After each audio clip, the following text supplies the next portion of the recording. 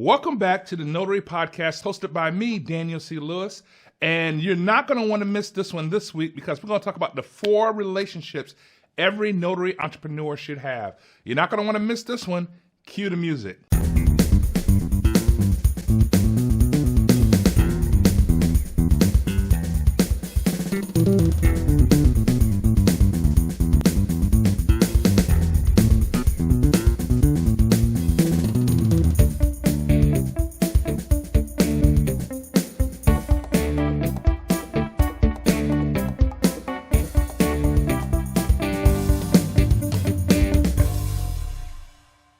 Welcome back to the Notary Podcast hosted by me, Daniel C. Lewis. And if you like this podcast, make sure you like, share, and subscribe to the podcast. This week, we're going to be talking about a very hot topic. It's a topic that I've talked about before, but I'm really going to get into it a little bit more.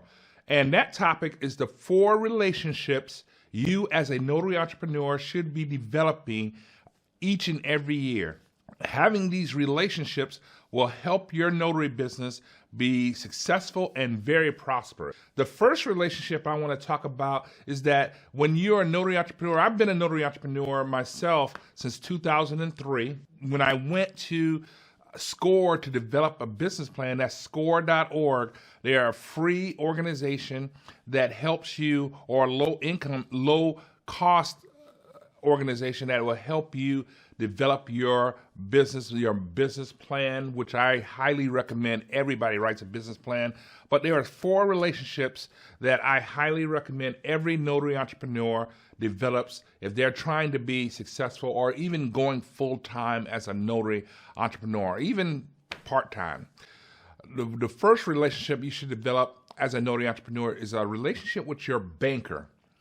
Now, when you're first starting your notary business, you should be talking to different bank managers to talk about what programs they have for small business owners. Not every bank is the same. I had to learn that lesson the hard way. You should go and talk to them about what your business is going to be like, how you're going to be accepting funds. If you're doing general notary work, if they have a program where you can collect payments from your clients through credit cards or business accounts or ACH account. So you should be going around interviewing really bank managers. I like banks or credit unions for my business. I deal with credit unions for my business because they have a lot of their programs are giving me an advantage as a business owner. Why? Let me give you an example of why it's important to know what your bank's policies are for small businesses. I've gone to, over the years, several banks, and I've stuck, right, like I said, with credit unions. One bank, as a notary entrepreneur, I did general notary work where I get checks from people, and some of the banks, their policies is to hold a check for a length of time. Other banks, they don't have policies like that. One example in particular, several years ago, I was doing a lot of closings for this one particular bank. And that bank had a title company. They had their own title company, and their title company would hire me, and I would go into the different branches and conduct real estate closings in the different branches. And how the bank paid me, how that title company paid me, they drafted an account from the bank's account. So when I went in there, like, for example, I went in there, Bank A, and did 50 closings for them, I would then get a check from the bank's title company, drafted from that bank account, that bank's account. So I decided if I'm doing a lot of closings for that bank, I might as well start an account there because they're sending me a lot of business. Did you know that bank, even though I was in the branch doing the closing at that branch, the check is drafted from their account. They held a check saying they didn't realize, they thought the check was fraudulent because it was drafted on their account. They held that check for a month. Can you believe that?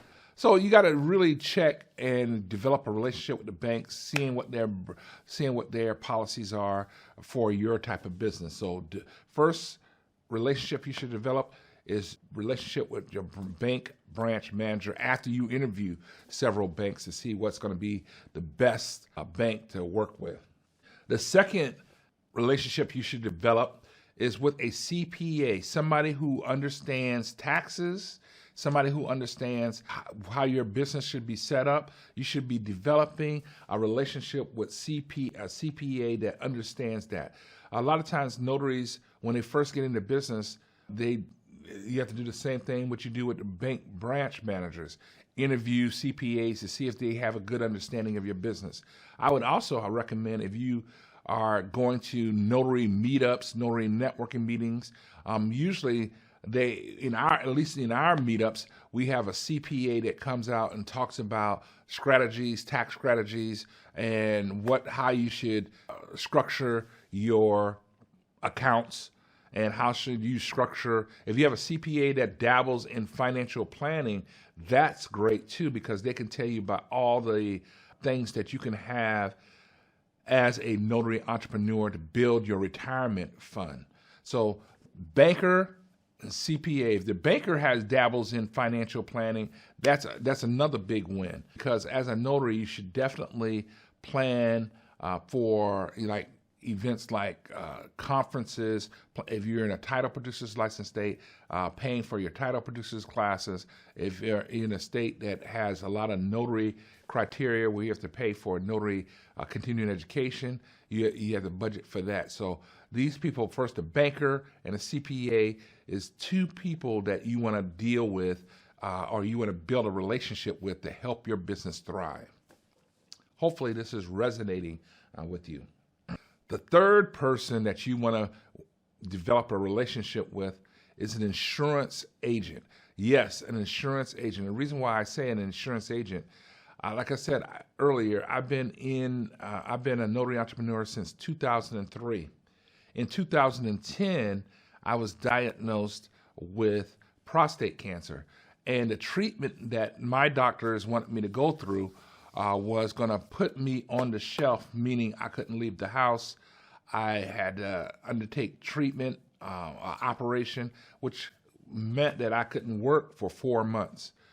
I had an insurance agent. Well, I can't take credit for it. My wife, when I started my business, said, well, we got to make sure we have proper insurance just in case something happens to you.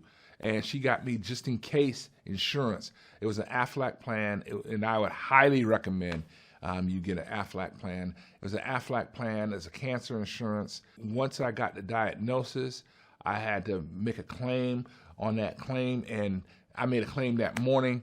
That afternoon, I had a payout that paid out for about 4 months of my notary business. So when I was on the shelf, when I got in the operation that I needed for my treatment, and I couldn't work for 4 months, I already had money in the bank for that 4 months. So I would highly recommend you talk to an insurance agent to help you build an account, or even help you have peace of mind if something happens to you. The fourth relationship I want to definitely talk about, and this is just a secret weapon that I have in my business, having a relationship with an attorney. For notaries, entrepreneurs, I think one of the best programs that you can have, that you can build a relationship with an attorney, is a LegalShield plan. LegalShield is a legal service plan that is in all 50 states. It's usually with a law firm that has several attorneys in there. I've had LegalShield myself since March of 1998. Yes, March of 1998, and I couldn't see running a business without having a LegalShield plan. If you're interested in getting a LegalShield plan, there is a link in the descriptions of this YouTube video. So click on that link and you can get more information about that. I have used the LegalShield program talking with attorneys about contract law, taxes. If I ever gotten a ticket, a moving violation ticket, they have attorneys that will go to court for you, so I don't even have to go to court. The program has so many benefits. They even have perks. So when you travel, you can get a hotel at a reasonable rate or a car rental at a reasonable rate. It was one of the best programs I've ever had for my business. So I highly recommend getting a LegalShield plan for your business so that you can talk to attorneys. They have in our state, we have attorneys in all kinds of different fields: taxes, business law, contract law, estate planning. Definitely, I want to highly recommend a LegalShield plan. Now, to wrap this up, the 4 relationships you should have. You should have a relationship with your banker. You should have a relationship with a CPA or financial advisor. You should have a relationship with an insurance agent that can help you get the proper insurance. Not over-insure, but get the proper insurance for your business. And also, you should have a relationship with an attorney, and I highly recommend a LegalShield attorney. If you like this podcast today, make sure you like, share, and subscribe to this podcast. We love doing this for you each and every week. Thank you again for just being here. We've been doing this podcast now for a little over 2 years now, almost 2 years, hitting on 2 years. So we like doing it. We like sharing information. And like I said, if you like this podcast, make sure you like, share, and subscribe to this podcast. See you next week.